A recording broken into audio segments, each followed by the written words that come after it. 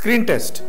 test అంటే ఏంటి అంటే డైరెక్టర్ ఒకసారి స్క్రిప్ట్ ఫైనల్ అయ్యాక మొత్తం తన డైరెక్షన్ డిపార్ట్మెంట్తో కూర్చొని ఏ పాత్రలు ఉన్నాయి, ఎన్ని పాత్రలు ఉన్నాయి, ఇంకా ఏ పాత్రలకైనా మనం కొత్త వాళ్ళని ఎంపిక చేసుకోవాలన్నా లేదా హీరోయిన్ పాత్రకో హీరో పాత్రకో ఎంపిక చేసుకోవాలన్నా కూడా కొన్ని